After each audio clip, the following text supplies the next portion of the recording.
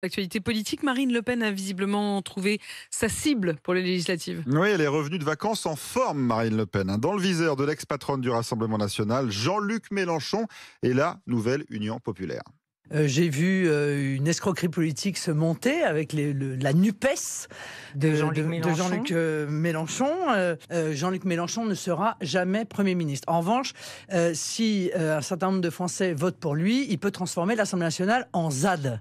Et visiblement, cet élément de langage de la ZAD avait été concerté presque au même moment hier à votre micro, Apolline, sur RMC et BFM TV, son remplaçant à la tête du parti, Jordan Bardella. Cette alliance, elle me fait peur. Elle me fait peur. Pourquoi ? Parce que, sur le fond, c'est une ZAD de toutes les idéologies les plus dangereuses pour notre pays. C'est des zadistes, les mélenchonistes. Les communautaristes, les islamo-gauchistes. Il y a derrière M. Mélenchon ceux qui défendent le Burkini. Ouais, on sent bien, Apolline, que vous avez du mal, vous aussi, à faire le lien entre Notre-Dame-des-Landes, Jean-Luc Mélenchon et le Burkini. Ça fait beaucoup. Trop d'images dans la tête, sans doute. Mais le zadiste l'avait bien cherché. C'est Jean-Luc Mélenchon qui avait lancé les hostilités samedi dernier à Aubervilliers. Alors, il y a un vote qui sert absolument à rien. C'est le Front National. Ils font pas le boulot. On réforme la retraite, pas un mot de Madame Le Pen. Alors, elle dit oui, mais c'est parce que j'ai pas de groupe. Menteuse. Tout le monde peut intervenir, tout député peut intervenir quand il veut, déposer un amendement et le défendre. C'est pas vrai, tu sers à rien. Tu sers à rien, ce tutoiement complice, Marine Le Pen et Jean-Luc Mélenchon, une histoire d'amour, je vous le disais, qui dure depuis maintenant 20 ans, qui a commencé en mai 2002 sur un plateau télé.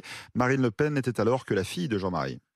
Il souffre beaucoup, M. Mélenchon notamment, des critiques qui sont faites aux politiques. Et pourtant, qu'est-ce que vous les méritez? Moi? Parce que, mais oui, bien sûr, votre Moi? parti... Mais qui elle est, celle-là? Qu'est-ce que le j'ai fait, moi? RPR, l'UDF, le PS et le PC.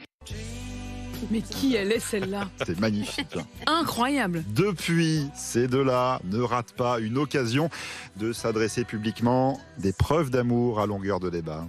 Et regardez-moi, elle joue avec ses papiers comme elle est en train de le faire en ce moment. Elle regarde ailleurs parce qu'elle a peur. Et elle a bien raison. Vous n'êtes pas un vrai candidat, monsieur. Donc je ne peux pas débattre avec, encore une fois, la voiture balai de monsieur Hollande, vous voyez. Vous m'avez traité de semi-dément, de Ça vous laisse une bonne moitié. Il n'y aura jamais une faille entre nous pour vous mettre la pilée que vous méritez.